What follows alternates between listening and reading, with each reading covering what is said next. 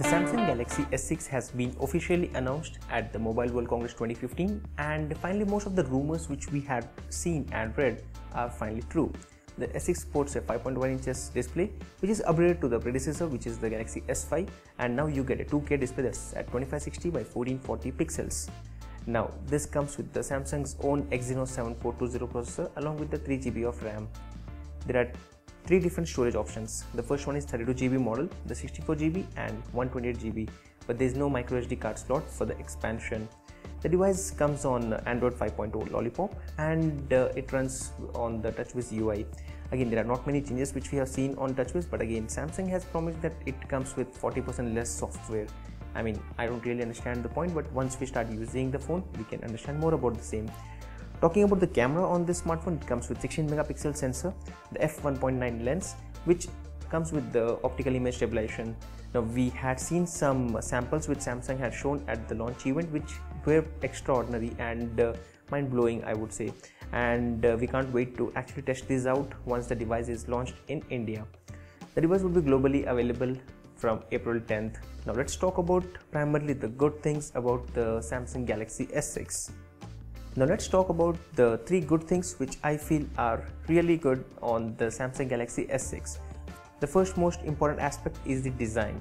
Now when you talk about the design, there were claims that it does have a design which is similar to the iPhone 6 in terms of the bottom area, but if you take a quick look on the link in the description area below where I had mentioned that design is actually inspired from the Samsung's own Ateo S, which was a Windows phone. Now it's not that Samsung has not taken any inspiration from iPhone. It did take, but it cannot be called as a clone of an iPhone 6.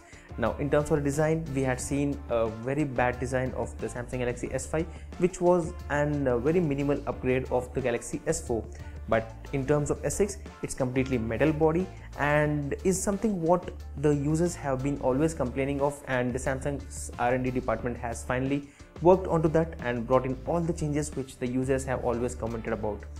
Next up was the wireless charging and a faster charging. Now Samsung has come up with a turbo charging or a faster charging mode, which we had earlier seen on the Galaxy Note 4, which was pretty good, and now that's available on the Galaxy S6, and also the device comes with wireless charging. Now that is actually very important, at least for me. I love placing the phone on the QI pads and ensure that the device gets charged, even though it's pretty slow, but at least does your job. You don't have to remember when you have to charge your phone or you have to connect your phone. This is as simple as that. Just place your phone onto the wireless charging dock or any desk and your job is done. So that's something which is actually pretty good. And finally, it's the camera, which I had earlier mentioned that Samsung had come up with some amazing footage which they had compared with the iPhone 6 Plus, and they were quite comparing both of these devices, and I don't really believe what they had shown, because iPhone 6 Plus was also having a better camera when compared with the 6, at least because of the OIS. Now in case of Galaxy S6, Samsung has claimed that in low light conditions too, the camera would be doing a better job. Now we can only wait and watch on that aspect. So stay tuned for our review and our camera samples, which will be coming up soon once we have the device. Now let's talk about the most important aspects, that's the things we didn't like about the Galaxy S6, because that is more important for you as a buyer or when you're taking a new decision on buying a new smartphone. First thing is the back glass. Now the device comes with the Gorilla Glass 4 on the back.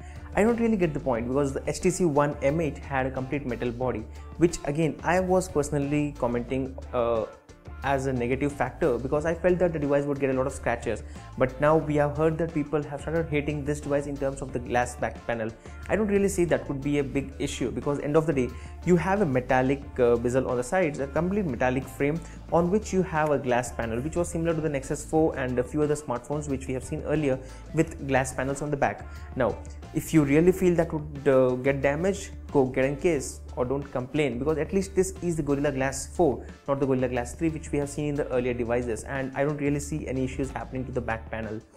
Now talking about the next important aspect is that the device doesn't support any micro SD card, or it doesn't support an removable battery. Now let's first talk about the micro SD card slot. That is very important. When you buy a new smartphone, it's very important that you need an micro SD card slot. because end of the day, after a few months, you end up with having no internal storage, and there are occasions wherein you need to extend your memory. Like let's say you have installed a bunch of apps, and then the data on the apps keep increasing, and also you keep capturing more and more photos, or you may be having a copy of that into the cloud. By end of the day, you would still want to have quick access to all of those on your phone, and in those situations it's very important that you have a micro SD card slot. And that was one of the primary reasons I have been recommending people to buy the Samsung smartphones or the phones which had this slot. But now that's not available on the Galaxy S6 or the S6 Edge. Now when you talk about the removable battery, now that's really not a big concern, at least in my opinion. I don't even remember opening up my back panel and then replacing my battery, or in case of low battery, I would really go and use an external charger to charge this battery. I don't really see that circumstances, but I don't really understand what's the point of even complaining about no removable battery. So primarily these were the most important things which at least matter to me and most of the users, in terms of the no micro SD card slot or the back panel, which won't really create a big issue, but to many it's still an issue.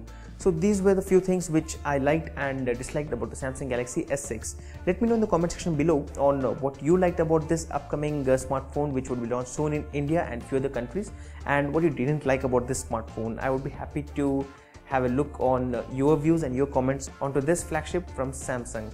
If you're new to this channel, I'm Amit, and stay subscribed to PhoneRadar for more videos like this. I'll be coming up with a similar video for the Samsung Galaxy S6 Edge, and I'll be talking about the most important aspects about the Galaxy S6 Edge, and I'll be comparing it with the Samsung Note Edge. Now that's a quite different kind of comparison, right?